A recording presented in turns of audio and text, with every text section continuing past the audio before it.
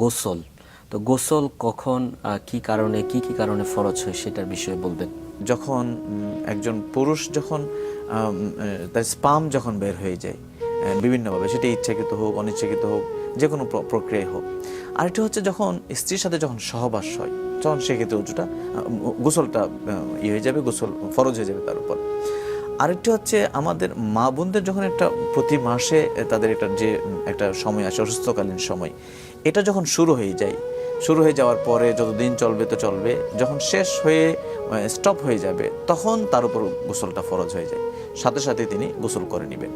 সর্বশেষ হচ্ছে সন্তান ভূমিষ্ঠ করার পরে একজন মায়ের 40 দিন একটা লিমিটেড দেওয়া আছে, এটা অনেক সময় কম হয় বেশি হয়, কিন্তু এই ব্লাডটা যখন ব্লিডিংটা যখন স্টপ হয়ে যায়, বন্ধ হয়ে যায়, তখন তার উপর গোসলটা ফরজ।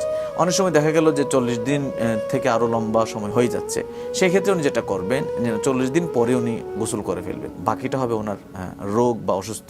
40 দিন পর্যন্ত উনি ওয়েট করবেন, এরপরে উনি গোসল করবেন, ওই গোসলটা হচ্ছে ফরজ গোসল। এবার একটু সাধারণ যে পরিচ্ছন্নতাগুলো আছে, আমরা শরীরে কোনো ময়লা লাগলে হাত ধুয়ে ফেলি বা শরীর ধৌত করি, তারপরে হাসি দিলে মুখ হাত আমরা ধৌত করে ফেলি।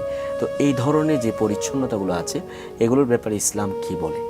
নবী সাল্লাল্লাহু আলাইহি ওয়াসাল্লাম যখন হাসি দিতেন, তখন হাসি দেওয়ার সময় উনি কোনো একটা কাপড় বা রুমাল এর কিছু অংশ উনি নাক এবং মুখে চেপে ধরে রাখতেন, এবং যদি কোনো কাপড় ওনার কাছে না থাকতো, উনি সাল্লাল্লাহু আলাইহি সাল্লাম নিজ হাত দিয়ে ওনার মুখ এবং নাক ঢেকে রাখতেন, আড়াল করে রাখতেন। জি, এটি কিন্তু নবীজির সুন্নত। তো নবী সাল্লাল্লাহু আলাইহি সাল্লামের সুন্নতের মাধ্যমে এই ব্যাপারটি কিন্তু রক্ষা এখানে হচ্ছে। পাশাপাশি আরেকটি ব্যাপার হচ্ছে যে আপনি যেটি বললেন যে বিভিন্ন সময় আমাদের নাপাক শরীরে আটকে যায় বা লেগে যায় বিভিন্নভাবে, যেমন পাখির বিষটা অনেক সময় লেগে যায়, বা রাস্তা ঘাটে চলাফেরা করতে গিয়ে আমাদের শরীর নাপাক হয়ে যায়, এরকমটা হয়ে যায়।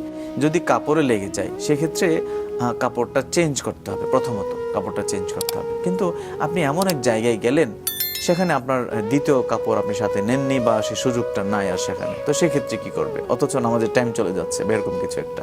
তো সেক্ষেত্রে কিন্তু ইসলাম কঠিন নাই, সেখানে ইসলাম বলছে যে তার ওই কাপড়টাই পরবে, কিন্তু তার কাপড়ের যে কোনো একটা অংশ একটু মানে একটা পয়সা রাখা যায় এরকম একটি জায়গা ধৌত করে ফেলবে, এই নিয়তে যে আল্লাহ আমি কাপড়টাকে পবিত্র করছি।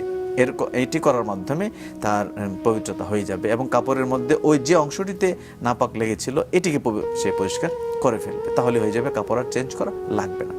আর যদি শরীরে সেটা লেগে থাকে, এরকম কিছু হয়, সেক্ষেত্রে তার উপর গোসল ফরজ হবে না, বরং ওই জায়গাটিকে পরিশুদ্ধ করতে হবে, করে তারপর সে ওযুর মাধ্যমে ইবাদত করতে পারবে, অসুবিধা নাই। এবার আপনার কাছে জানতে চাইবো আত্মিক পরিশুদ্ধতা কিভাবে অর্জন করা যায়। রাসূল পাক সাল্লাল্লাহু আলাইহি ওয়াসাল্লাম আত্মিক পরিশুদ্ধতার বিষয়টি অনেক বেশি গুরুত্ব দিয়েছেন। তিনি বলেন, আলা ইন্না ফিল জাসাদি মুদগাতান ফাইজা সলুহাত সলুহাল জাসাদু কুল্লুহু ওয়া ইজা ফাসাদাত ফাসাদাল জাসাদু কুল্লুহু আলা ওয়াহিয়াল কালব। তিনি বললেন, হে মানুষ, তোমাদের শরীরে একটা মাংসের টুকরা আছে, ফাইজা সলুহাত সলুহাল জাসাদু কুল্লুহু। যে ব্যক্তি তার এই মাংসের টুকরাটাকে সে পরিশুদ্ধ করলো, তার সমস্ত শরীর যেন পরিশুদ্ধ হয়ে গেল। আর যে নোংরা রাখলো এটিকে, তার সমস্ত শরীর যেন নোংরা থাকলো। তাহলে সেই মাংসের টুকরাটা কোনটা? নবীজি নিজেই সেটা বলছেন আবার, আল্লাহ ওয়াহিয়াল কালব, সেটি হচ্ছে কালব। তো কালব মানে কি? কালব মানে হৃদয়, কালব মানে অন্তর। অর্থাৎ নবী সাল্লাল্লাহু আলাইহি ওয়াসাল্লাম এখানে বোঝাতে চাচ্ছেন যে হৃদয় এবং অন্তরে যদি নোংরামি থাকে, অস্বচ্ছতা থাকতে, অপরিচ্ছন্নতা থাকে, তাহলে গোটা শরীর সারাদিন ধৌত করার পরেও এটা পরিশুদ্ধ হবে না। আবার এই নিয়তের ব্যাপারে হাদিস আসছে, ইন্নামাল আমালু বিন্নিয়ত। সমস্ত কাজ ডিপেন্ড করে, নির্ভর করে তার নিয়তের উপর, তার ইচ্ছার উপর।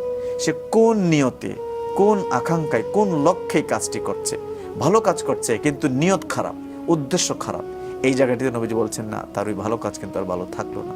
সুতরাং পবিত্রতা শুধুমাত্র বাহ্যিক পবিত্রতাই ইসলাম গুরুত্ব দিচ্ছে না, বরং মানুষের ইন্টারনাল, তার চিত্তের যে পবিত্রতা, সমানভাবে সেটিকেও ইসলাম গুরুত্ব